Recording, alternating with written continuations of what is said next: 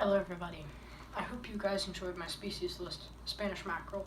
It's either coming out before this or after this, so I don't know. It's coming out at the same time.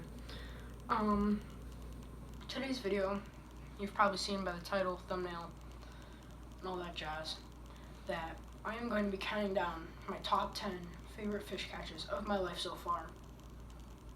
And then I'm going to keep doing it yearly as I go. I don't know how many years I'm going to be doing this, because I don't think it's going to become my profession. Okay. So what I'm going to do is I'm going to show you from 10 all the way to 1, my favorite fish catches, the bait I used, the best I can to my ability, because I don't know too much about trolling, where I caught it, any stories I have with that catch, what made it funny, or what made it scary in some ways, and just anything else that goes along with it. So I'm going to get straight into it. First up, I'm going to put up the picture here for every fish for a couple seconds. I've got my PB mangrove snapper. Now, it's got a story to it. It was 16 inches, which is a pretty big mangrove snapper in that itself. But another thing that was funny about it was that it was it wasn't like 2 feet of water on a dock. So you don't find that very often. I also, on a similar dock that was only like 3 feet of water, I caught a gag grouper. So for some reason these docks in Tampa Bay have some weird fish on them. I caught him, I don't know why it's sticking out. I caught him on a live shrimp, probably 3 or 4 inch live shrimp, on a 3/0 circle hook under probably 2 feet line under a bobber. So I guess the bait was suspending a little, so it probably was 3 or 4 feet underneath the dock.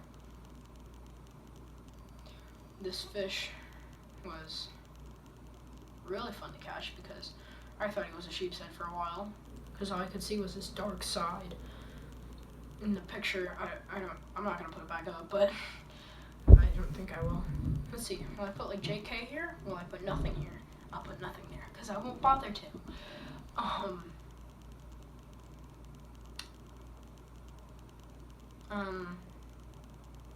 That's just about it. Has to do with that fish. Number 9. I'll put some epic number 9. We've got my biggest shark, my biggest black tip, and my biggest flat shark, which all go to this guy, because I've never caught a shark off the flats. I've only caught 2 black tips, and I've only ever had,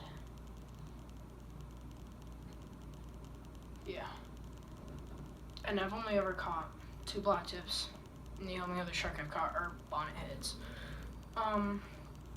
The black tip shark, especially this one. I have a funny story. So, I don't remember too much about reeling it in or releasing it. You can see how old I am though, so there's a slim chance I would remember that. This black tip shark, once we got it on the boat, I was scared silly of it. I don't really know. I don't remember much about the fight, like I just said. Except that whenever we got it on the boat, my dad was like, okay, hold it. And I'm like, no. So you can see I am holding it here. But actually I'm just touching it. My dad's holding the camera and the fish. And as you can see on my left arm, it looks left to you guys, but it's actually my right arm, is like, I've got it like, ooh, like I'm like tensing. That hat I'm wearing was my first ever hat. I love that hat. I have a lot of stories with that hat. I lost it somewhere and then I cried about it. There's a lot of stuff that happens with that hat. So I like that hat. I also like that shirt, but I don't know where it went. I would have kept it, like my goldfish shirt. I can go get my goldfish shirt right now if you wanted me to. It's in the back of my closet. It doesn't fit me anymore, but you'll see it in a couple of these pictures. Was it in the last one? No, I was wearing a soft life shirt in the last one. I've got my iPad here, so I don't remember the order. Spoilers for the next one. Okay. The black tip shark, I caught it on the flats on a piece of squid, had a chum block out underneath the bobber. Same setup as I caught the snapper on, except I put leader on it this time. There was leader. Most sharks will bite you through if you don't have leader. They still will bite you through sometimes if you don't have leader. So leader is essential with sharks. Number 8. So this is my spotted sea trout. Spotted sea trout, I catch them a lot. I catch them on artificials. They're actually the only fish I've ever caught in artificials in freshwater. I catch them on DOA shrimp. Put that under a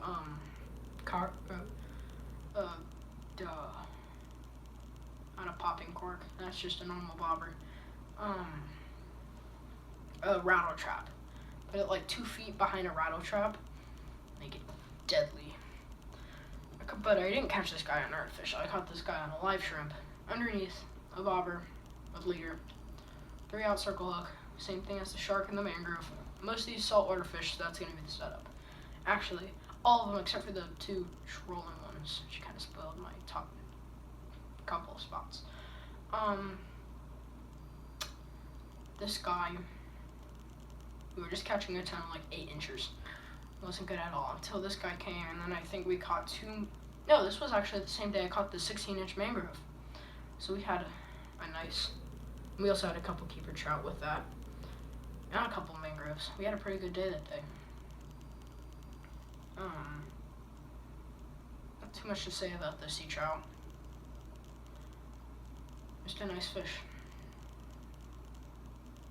And I like sea trout. Good eating, deep fry them, and deep fry them. I don't have deep fryers. You know, I feel like most people have deep fryers, but we don't. Okay. What was that? Number 3. Okay, guys, so I'm gonna have to segment this because my mom and dad just got home. I'll see you later. Well, I'll see you in the transition. Okay, everybody, we're back. So, this that I'm putting up right now is my PB bass on an artificial. It's actually on my phone background because the picture of my 8-pound bass looks, well, my face isn't exactly to my favorite extent. So this bass I caught in a wacky rigged Senko. So I fished for an hour and a half. I caught a pipsqueak, probably half a pound, and then in the first half hour, and then it took me an hour and a half to catch another fish, which was this guy. Fun things about it, it was wacky rigged Senko. I've only ever caught 3 fish on a wacky rigged Senko. It was this guy, a 4.28, which is my second PB on the artificial, and a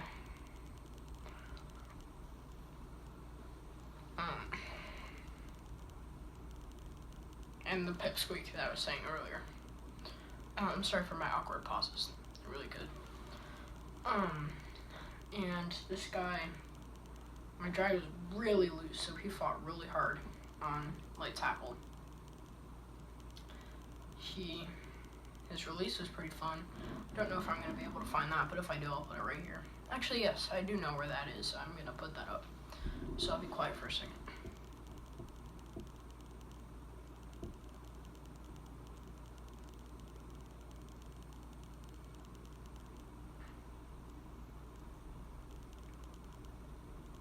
And I'm pretty sure I put it in the water.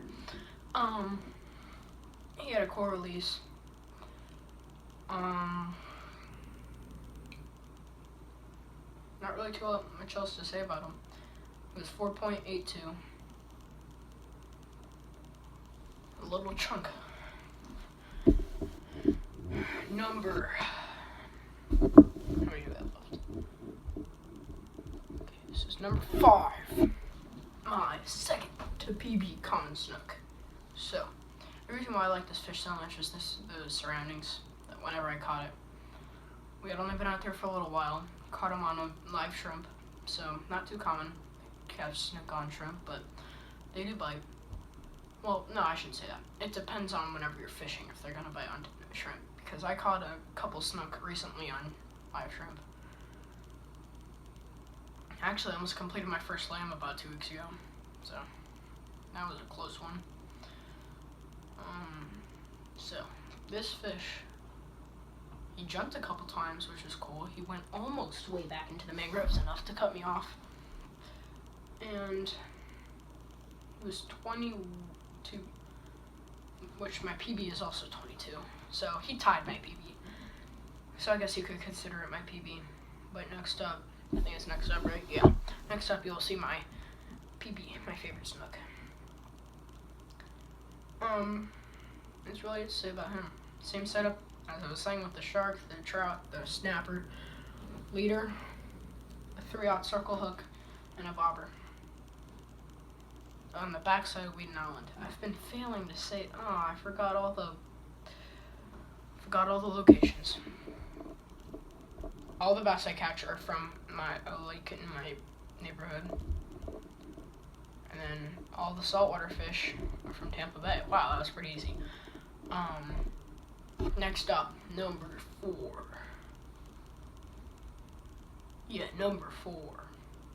My PB common snook, my first common snook. That's why I'm lipping it. Trust me, you're not supposed to lip it. He was a good bird. He fought well, he jumped. I'm fishing the Tampa Bypass Canal there, at a dam. So put it right up in the current, let it run along the seawall. I caught this guy on a live shiner, because it's brackish water. The dam coming over was fresh water, and the water underneath was connected to Tampa Bay, so it was brackish water. Jumped a couple times. This was on a Thursday. My dad actually sent me out early so that we can go fish the Bypass Canal. And I got this guy. That was it. Well, no, I went to a lake in my neighborhood and caught a little bass in a gar, but that was it. My dad caught a little bass. That was it for the day. I don't really know if I'm supposed to be putting this on YouTube, but I dropped him. I dropped him on concrete. He swam off though, he was fine. Another thing I'm gonna say here, I lost probably, it would have been my PB. It was well over 8 pounds at this pond. He jumped, and I made a stupid decision. There was leader on it, but I decided to not use the leader, and I was going to pull it back because, okay, so there was this.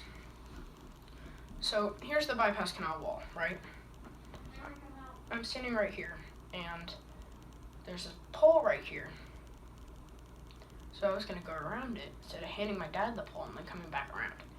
And it turns out it got frayed right here on the side of the dam, and I lost it. It sucks. I'm gonna have to leave again. So top 3. And I'm back again. So now we're up with the top 3. So this bass right here, personal best bass, live shiner, caught in the same rod I caught my best fish on, artificial. Not the same reel because I stepped on it before this. Caught it on the same rig that I use for saltwater, just without the leader. So, and like 5-pound line. No, like 8-pound line. I was thinking 4-pound because that was whenever we were trout fishing in Tennessee. We did not catch any trout. We estimated it to be around 8 pounds. You can see my face in it. That's why I didn't really want it as my background. I look ridiculous. See, I'm wearing the trusty goldfish shirt. You can only see the bit of the orange belly in the bottom.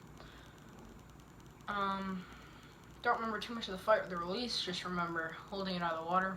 My bass nut, I was bleeding. My thumbs were bleeding after this from the way how weird is the bass's jaw are. I only caught 2 bass that day. Yeah, my fingers were bleeding. Number 2. This fish right here is called a mahi-mahi, or dolphin fish. It didn't work when I was like, it's called a mahi-mahi / dolphin fish. So, I was trolling off the coast of Cozumel, Mexico, with the charter while I was on a cruise ship. Fished for probably 5 hours. No, not 5 hours. Probably 3 hours. We did this for like 2 hours, and then we went and jigged a bit for like an hour around some ships. I think my sister caught some sort of puffer fish. Marin's kitchen. There you go, Marin. Oh yeah. While I'm at the shout out version of this, I can shout out somebody in my Spanish macro video. But it was a nice day. We ate him. Well, no, we didn't eat him. We ate the #1 spot fish. That guy we weren't able to keep because we ran out of time. We weren't able to bring it on the cruise ship because you can't bring fish on a cruise ship. And so the charter captain sold it to somebody and they ate it. So it sucks that I couldn't eat it. I love mahi. Mahi is my favorite fish to eat. Put that grilled on a sandwich with like mayo and tomato. Spot on. Now, you go to our #1 spot. This is the mighty Tyrannosaurus wahoo. So this wahoo, I caught off the coast of Bonaire, the ABC Islands above South America. It's Aruba, Bonaire, and Curaçao. But this is Bonaire. So on a charter, once again, on a cruise ship. Once again, you can see my goldfish shirt shining in action. I drank a Yahoo the night before that for Yahoo for Wahoo. My dad also caught a Wahoo bigger than that one, about a foot or two longer. That guy was probably as long as me. That guy was 3.5 to 4 feet long. We ate him. So our charter captain, whenever we caught him, filleted him at the, like, it wasn't a beach, but it was like a sea walk. Like, yeah, sea walk. And it was so crazy because all the skin he was throwing in, we watched eels come up, not sea snakes, eels. There were 2 eels. One was massive. Started eating the wahoo bits, except for the fillets. So it was fun to watch them eat it. You saw tons of flying fish. You can see the land behind us. It was like a steep drop off.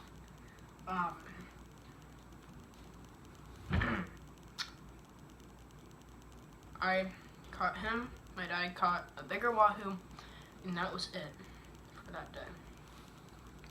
So now, that was my top 10 favorite fish catches of my life. I'll hopefully be doing this every year that I'm making videos. Don't know how long I'm going to be making videos. Depends on how cringy they get. If you enjoyed this video, please leave a like, subscribe, and I'll see you next time in the next episode of Emery Fishing Freak. Before I leave, I would just like to say I have big plans for 2019. There's what I was looking at. My iPad. Turn that off. Here's my wahoo. I have big plans for 2019. At some point, I am going on another cruise ship with my cousins. The cousins that you saw in my Tampa Bay fishing video. And, I mean, I don't think that they're going to be in this video, but, I don't know for sure. But hopefully we'll be doing a charter in either Aruba or Curaçao. That's the ANC island of the ABC Islands that I was just saying about with Bonaire. We might be able to get the same guy out even. And then other than that, hopefully sometime in the spring I'm going to be able to do peacock bass fishing in Miami. And other than that, we're going to have a good awesome this year. So I will see you next time on the next episode of Emery Fishing Freak. See you this weekend, where we catch a fish on a crazy crankbait. And then the next time, where I catch gar.